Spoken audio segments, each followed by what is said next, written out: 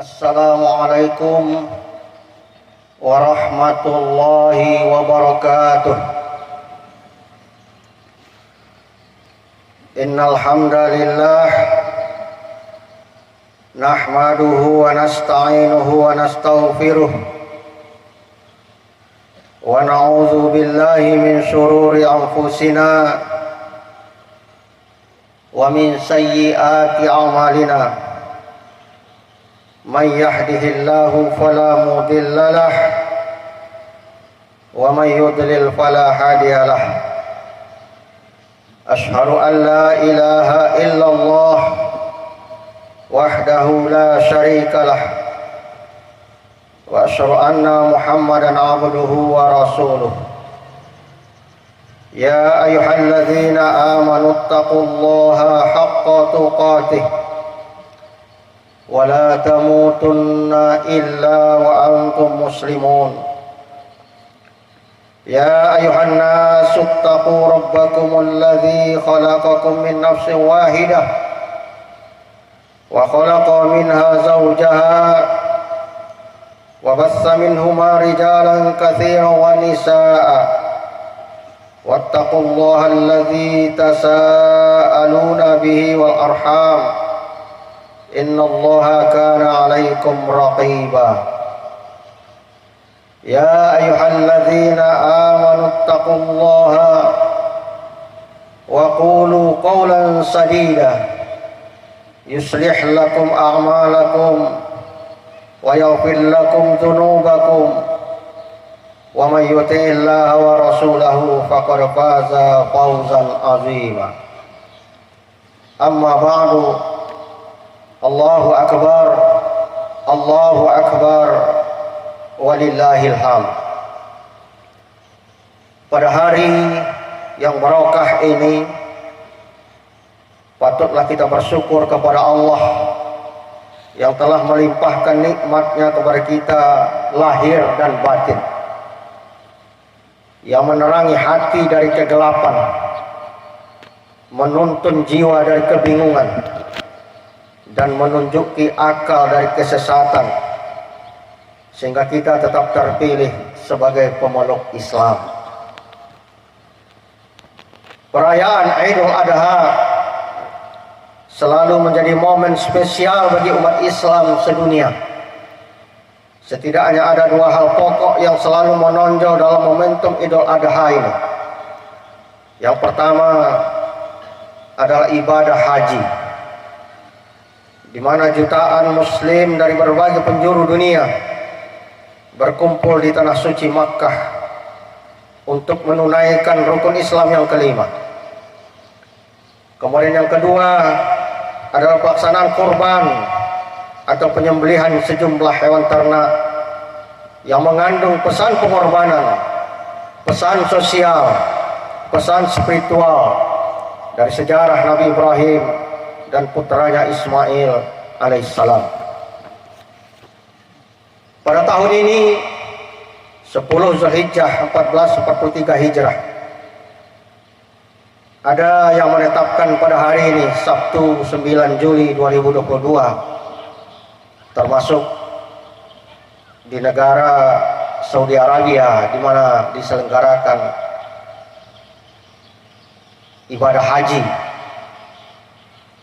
Dan ada yang besok Ahad 10 Juli 2022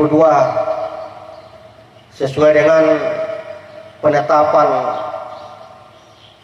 penampakan hilal di awal Zulhijjah yang dipegang berdasarkan mazhab Imam Syafi'i, berdasarkan matolaknya masing-masing, sehingga ada yang menetapkan besok baru 10 Zulhijjah. Terlepas dari perbedaan itu, kita tidak mempersoalkan. Yang terpenting bagaimana kita bisa melaksanakan Idul Adha, melaksanakan ibadah kurban yang barangkali karena ada dua penetapan, mungkin ibadah kurban akan dilaksanakan besok. Yang jelas kita kembali merayakan Idul Adha sesuai sunnah Nabi Muhammad SAW. Dilaksanakan secara berjamaah di tanah lapang. Dan alhamdulillah pada tahun ini umat Islam juga sudah diperbolehkan menunaikan haji ke tanah suci, meskipun baru memperoleh kuota 50% lebih kurang dari kuota yang normal. Hari raya idealnya adalah hari sukacita. Idul Kurban sejatinya adalah hari kegembiraan. Tapi kaum muslimin dan muslimat yang berbahagia, bagi sebagian umat Islam di belahan bumi ini, sukacita itu masih terkubur oleh duka cita. Kegembiraan masih tertutupi oleh kabut kesengsaraan. Perayaan hari raya kurban masih diselimuti oleh ragam penderitaan. Kita pandang sejenak ke berbagai negeri nun jauh di sana.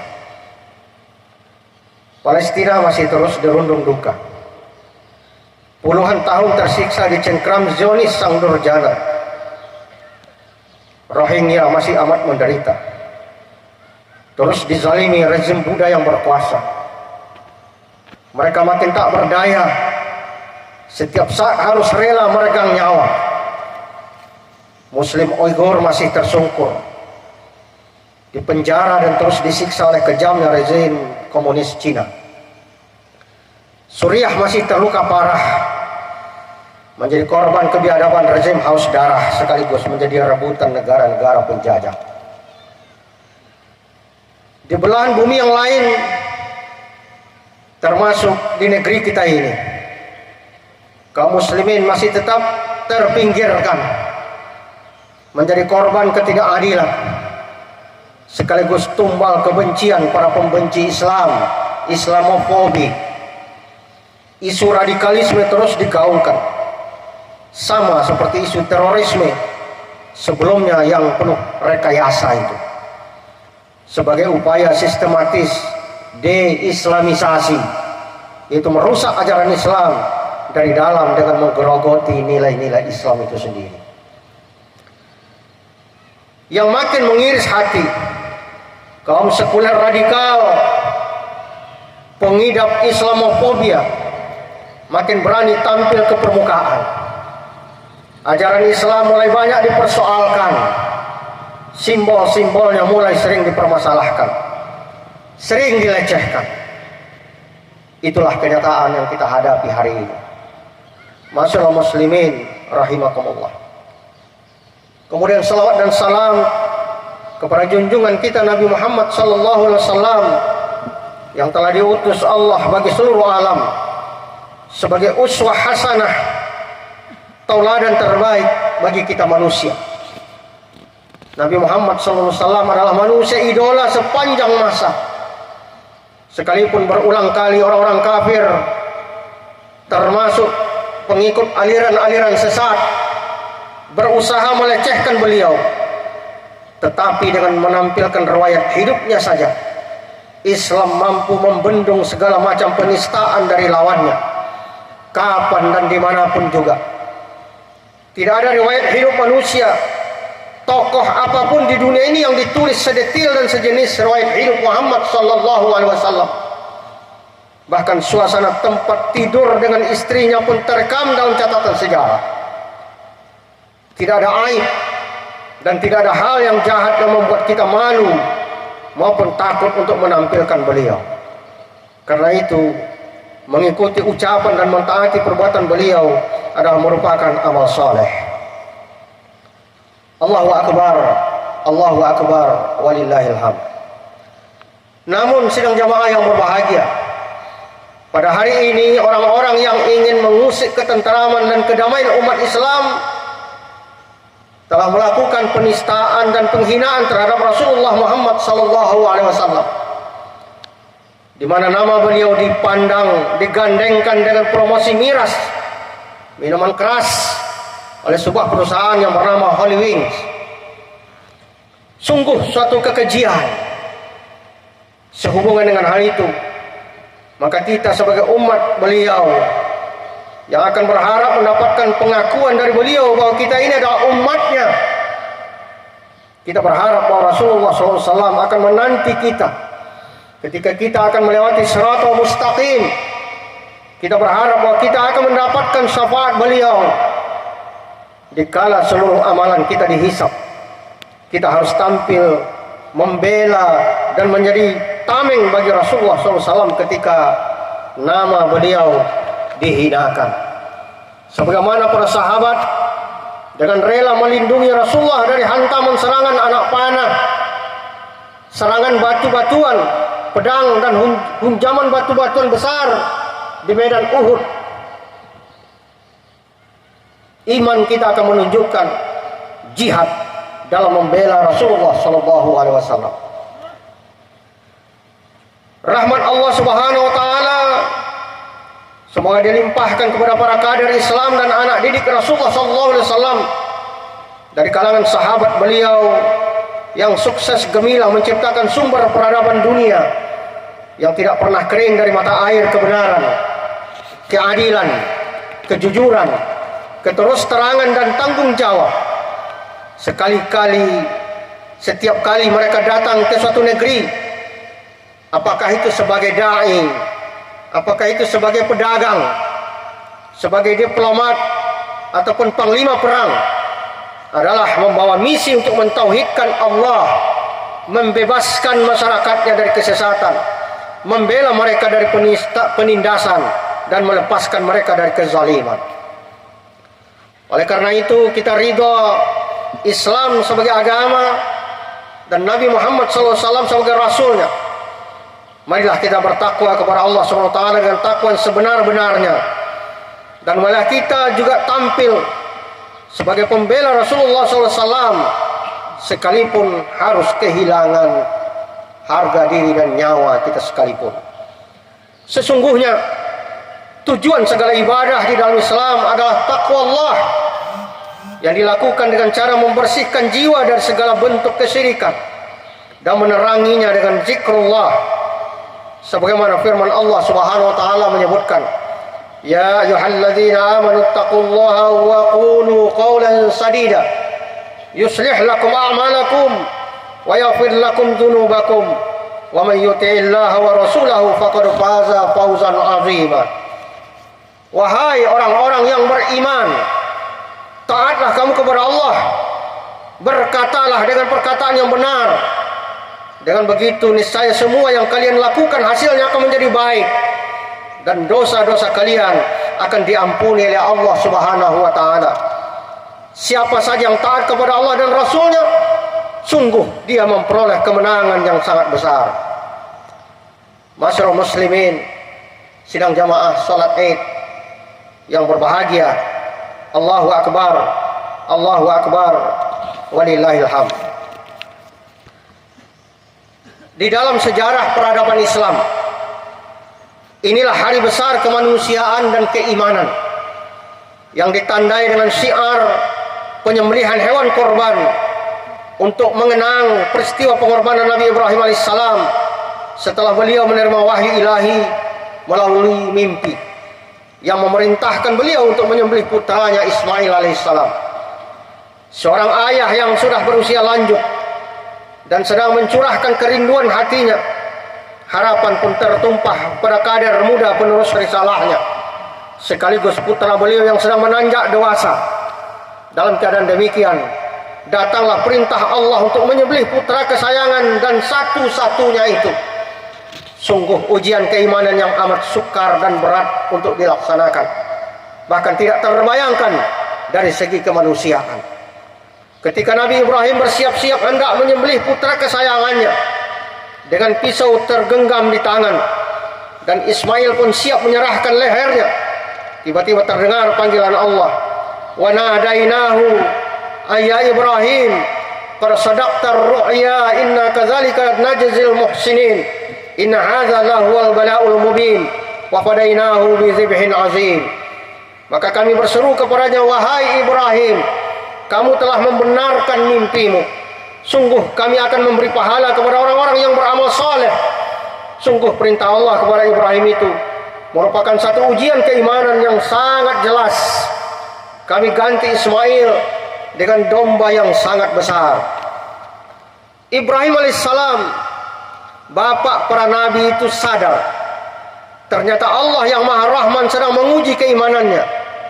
Apakah rasa sayang dan kecintaan kepada putra lelakinya menghalanginya untuk mentaati perintah Allah? Tekadnya sudah bulat. Tidak ada kebimbangan maupun keraguan. Perintah Allah wajib dijalankan, apapun itu resiko serta pengorbanan yang mesti diberikan. Nabi Ibrahim alaihissalam akhirnya lulus menghadapi ujian ilahi ini.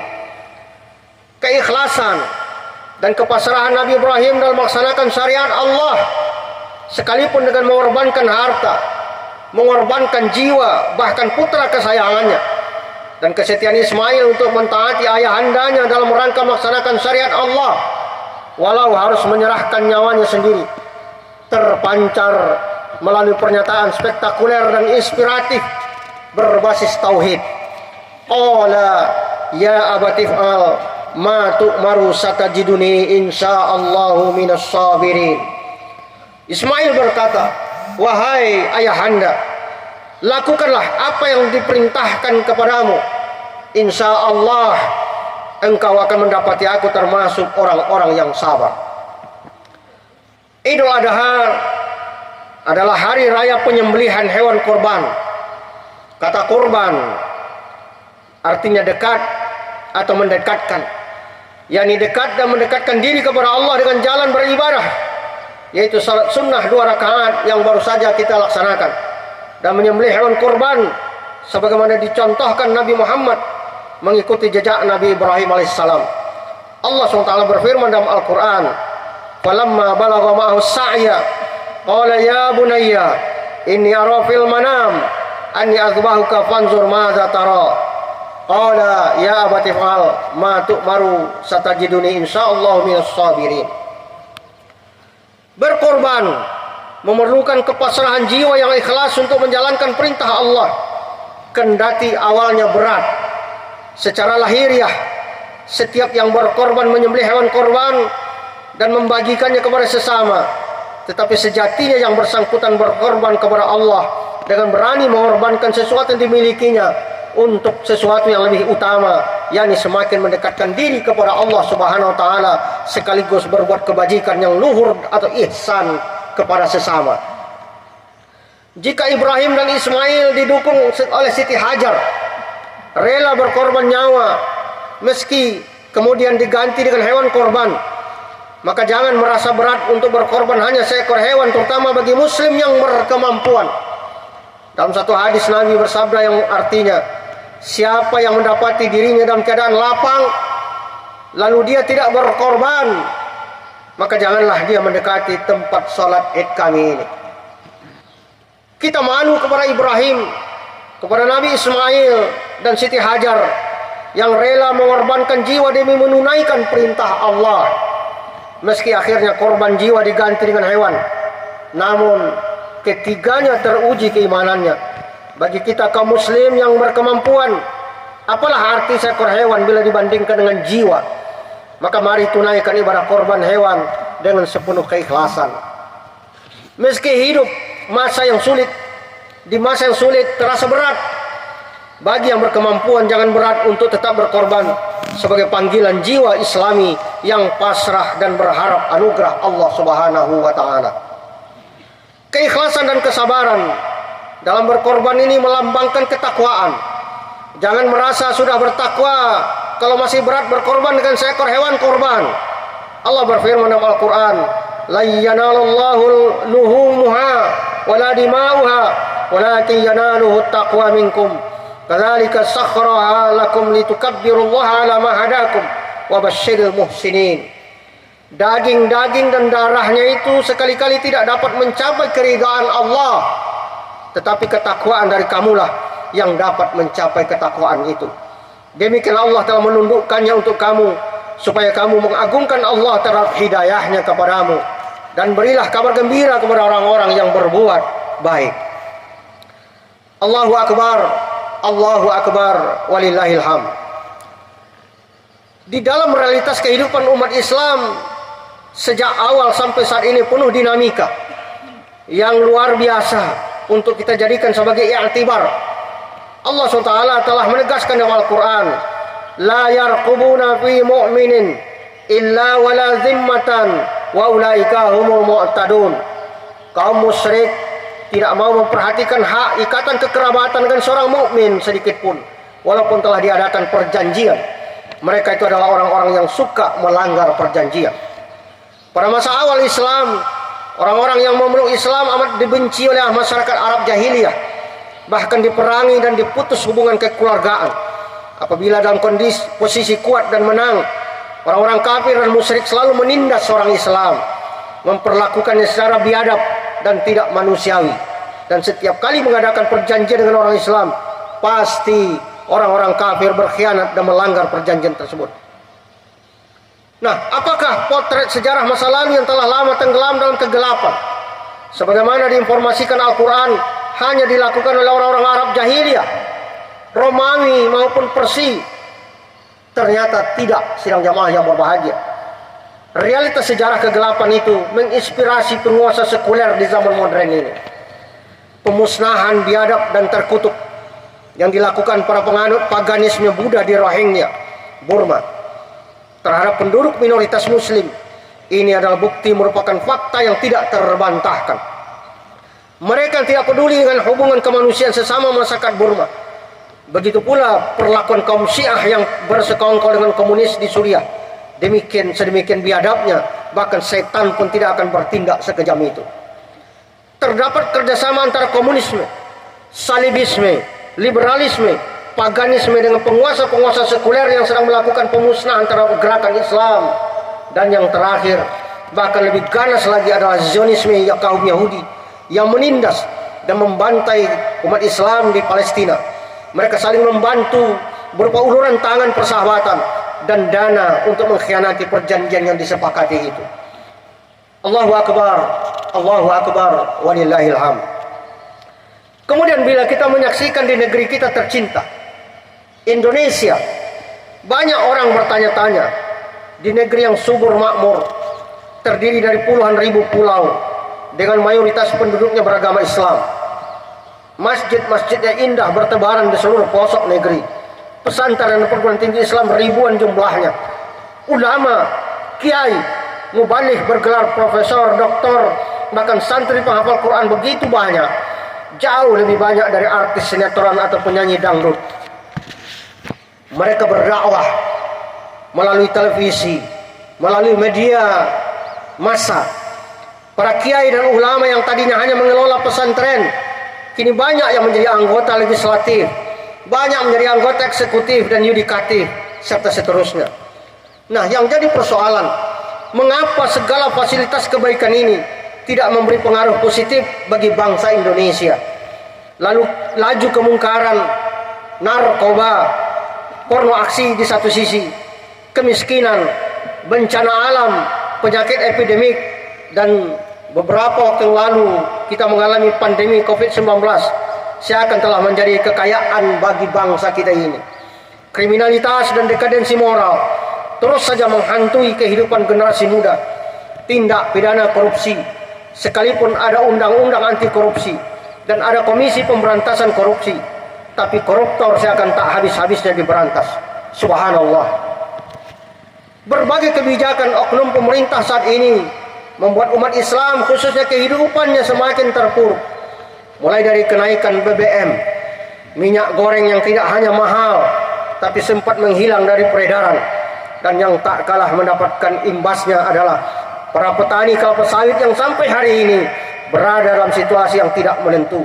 Harga sawit yang anjlok akan membuat jurang kemiskinan semakin lebar dan sebagian besar terdiri dari umat Islam. Allahu Akbar, Allahu Akbar, walillahil hamd. Apa sesungguhnya terjadi pada masyarakat kita ini? Setiap tahun tidak kurang dari 200.000 orang berangkat naik haji ke Baitullah. Mungkin pada tahun ini baru lebih kurang 50% atau 100.000 lebih. Mereka yang masih memiliki akal sehat tentu bertanya-tanya, Mengapa semakin banyak manusia Indonesia pergi menunaikan ibadah haji, baik rakyat maupun kalangan pejabat, ternyata belum berpengaruh positif bagi perbaikan dan peningkatan kehidupan sosial rakyat negeri ini. Al-Quranul Karim memberikan jawaban yang mencengangkan atas pertanyaan di atas dengan mengungkapkan karakter masing-masing jamaah haji. Paling tidak terdapat dua golongan manusia yang menunaikan ibadah haji. Satu golongan yang hanya mementingkan kehidupan dunia. Ibadah haji dimaksudkan hanya sebagai kebanggaan, ajang mencari popularitas dan kemegahan dunia. Mereka sibuk hanya dengan urusan dunia hingga terpancar di dalam doanya kepada Allah. Faminan nasi may yaqulu rabbana atina fid dunya wa ma lahu fil akhirati min khalaq. Ada orang yang ketika wukuf di Arafah berdoa dia, wahai Tuhan kami, berilah kami kesenangan di dunia. Orang semacam ini kelak di akhirat tidak akan mendapatkan pahala sedikit pun. Allahu Akbar, Allahu Akbar, walillahil hamd. Inilah contoh manusia yang selalu ada pada semua generasi dan semua tempat. Persepsi sebagian besar umat Islam tentang haji hingga sekarang masih seperti orang-orang jahiliyah dahulu.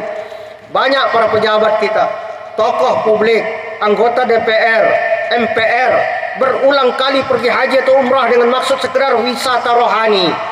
Ada juga artis, penyanyi atau hartawan muda pergi haji guna memohon kesuksesan usaha, memohon kenaikan pangkat, mencari jodoh dan lain-lain. Nah, karena tujuannya hanya duniawi, maka seringkali mereka tidak peduli dari mana mereka mendapatkan harta untuk pergi haji ini. Apakah dari harta yang halal atau haram? Apakah dari usaha maksiat ataukah usaha yang benar? Apakah hasil korupsi dari penjual belian barang-barang haram? Tidak dipedulikan lagi oleh mereka. Itulah yang pertama, kelompok jamaah haji yang ada pada saat ini. Yang kedua, golongan yang kedua adalah orang-orang yang beribadah haji untuk mencari keridhaan Allah, sehingga lebih luas cakrawala pandangannya dan lebih besar jiwanya.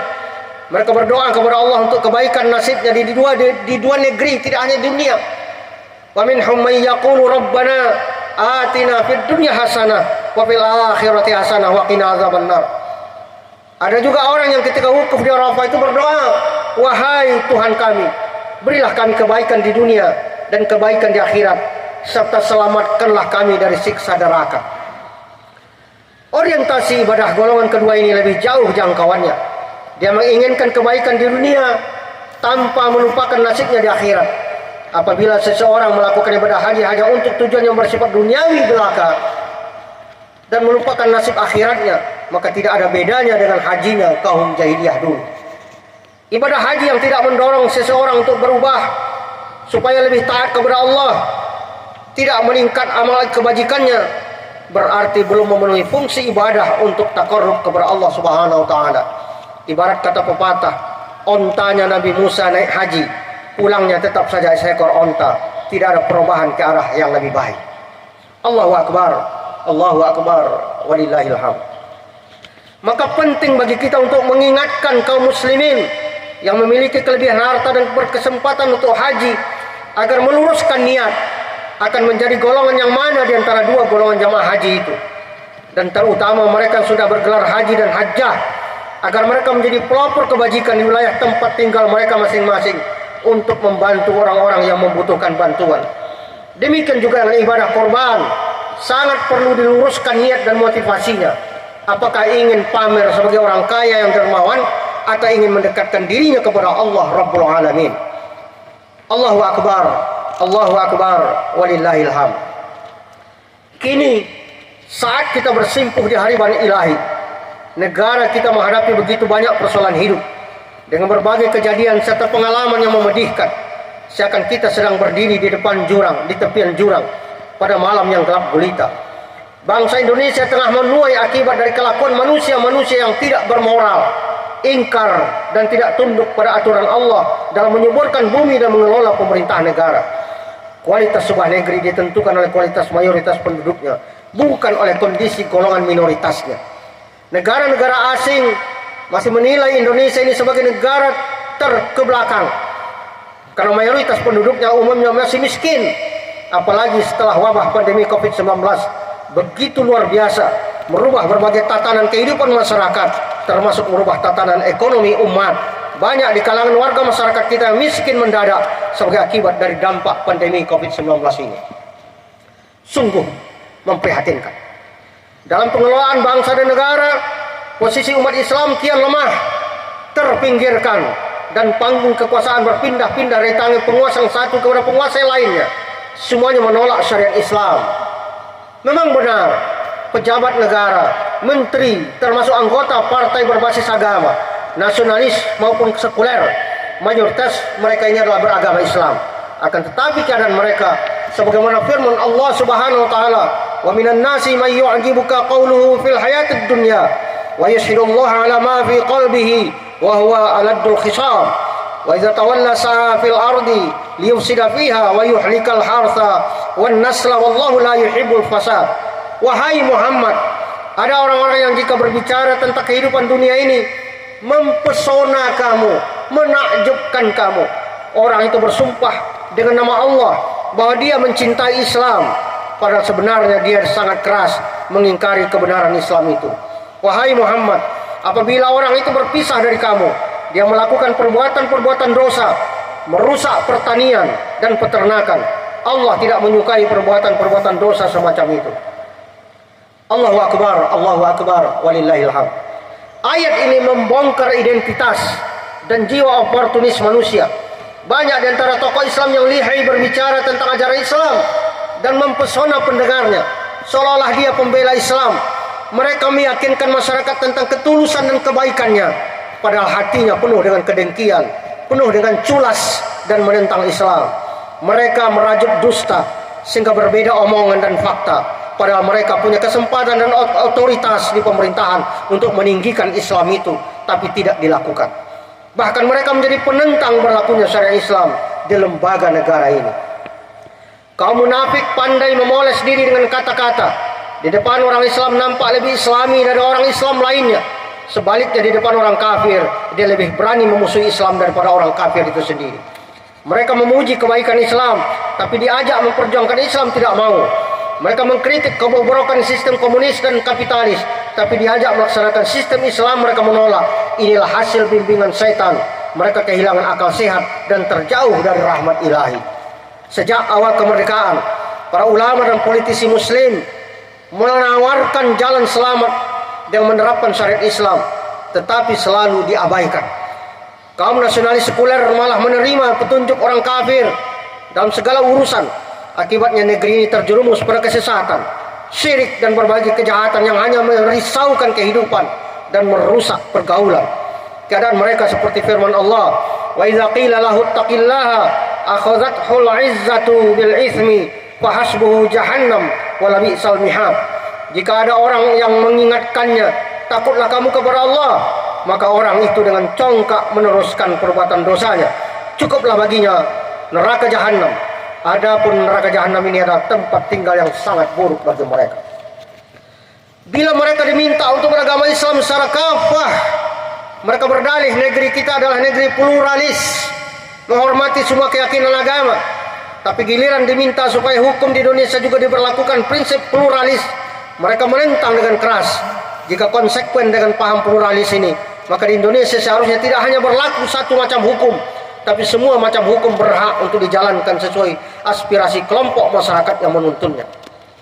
Tetapi bila kita menuntut hal semacam ini, kelompok nasionalis yang bangga dengan Bhinneka Tunggal Ika itu menuduh lawannya sebagai anti NKRI, memaksakan kehendak, politisasi SARA dan sebagainya. Itu yang terjadi pada hari ini. Namun demikian sidang jamaah yang berbahagia, menghadapi penolakan pengamalan syariat Islam harus dilakukan secara cerdas. Jangan bereaksi menggunakan filsafat korek api. Punya kepala tapi tidak punya otak. Setiap kali terjadi gesekan kecil, korek api itu langsung terbakar dan membakar. Kita memiliki kepala dan otak, karena itu jangan bereaksi seperti korek api. Mudah dibakar dan diadu domba oleh orang-orang kafir. Umat Islam jangan disibukkan dengan fanatisme sektarian. Lebih senang berkelahi dengan sesama muslim dan membiarkan musuhnya menghancurkan rumah Islam itu sendiri. Mari kita muhasabah, meluruskan akidah dan memperbaiki akhlak, sekaligus koreksi total atas dosa serta kesalahan yang selama ini kita lakukan. Di mana momentum Idul Adha ini kita jadikan kesempatan untuk introspeksi, jadikan segala tantangan sebagai saksi atas segala ikhtiar perjuangan yang kita lakukan. Kita memang tidak mengubah arah angin, tetapi bukankah kita dapat mengatur layar perahu ke arah tujuan kita berlayar? Mari kita berislam tidak dengan retorika, tapi dengan mengamalkan tuntunan Islam secara kafah, baik dimensi pribadi, keluarga, bangsa dan negara, demi terwujudnya Indonesia yang sejahtera dalam bingkai kemanusiaan yang adil dan beradab. Untuk itu, marilah kita renungkan, kita perhatikan dan laksanakan firman Allah Subhanahu wa taala, "Ya ayyuhalladzina amanu udkhulu fis-silmi kaffah wa la tattabi'u khutuwatis syaitan innahu lakum aduwwum mubin." Wahai kaum mukminin, ikutilah syariat Islam itu seluruhnya. Jangan kalian mengikuti bujukan-bujukan syaitan.